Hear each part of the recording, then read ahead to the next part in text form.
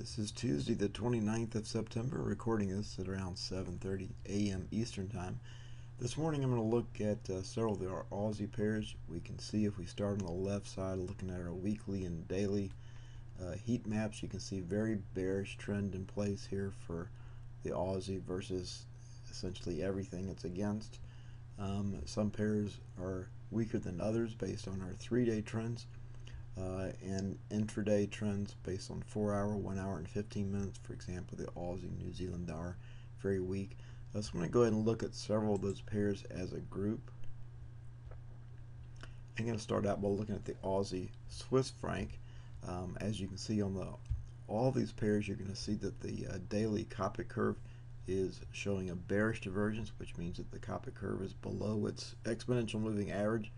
On the daily charts, you'll also see on all these pairs that price is below the daily Kumo, which is this area up in here of overhead resistance. So if we look at the Aussie versus the Swiss, that's true. Look at the Aussie versus the Japanese yen, true. New Zealand dollar, true. US dollar, true. Okay, I'm leaving out the Aussie versus the Canadian dollar, but it is also true there. Okay, next up we look at the middle panel here, which shows our 4 hour versus our 16-hour Kumo. So we're looking at overhead resistance here again for Aussie versus the Swiss franc, Aussie versus the Japanese yen, New Zealand dollar, and US dollar. And then finally, if we look at our 4 hour Coppock curve over here, what you see starting at the top with the Aussie Swiss franc, again we have bearish divergence. So again, where this is the best entry is, of course, when you get this 4 hour Coppock curve crossover over here on this right panel that occurs within inside the daily bearish divergence over here. So if I click again that crosshairs, you can see how all that lines up, and that would have gotten you into that trade right around that red line right in there. So that bearish trend's still going. And what you'll notice if you look at the left, at the middle panel, this is showing current price. This left panel over here shows Heikin-Ashi candles. This middle panel I currently have set at regular candlesticks, so you can see. So a lot of these pairs on the Aussie, we have had a push down, and then we've had a little push back up, as you can see.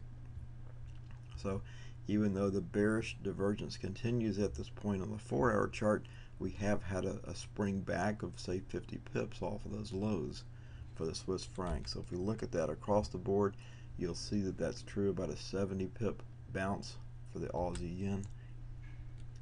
We're not getting a bounce at all on the Aussie New Zealand dollar, however, and this one is just about to show a possibility, at least, of a 4 hour cross down on the Coppock curve, but that has not yet occurred. So that's the one I'm watching.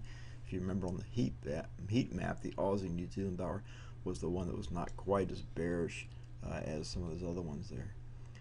Aussie US dollar showing the 4 hour bearish divergence over here as well, and we've had about only about a 30 or 40 pip bounce so far. So the one I'm really going to focus on this morning, I'm going to be looking at all of them, but I'm looking especially at the Aussie Swiss franc, as it has had the highest bounce, and of course I'm drilling down to the lower time frames of 4 and 30 hour charts in order to make that entry.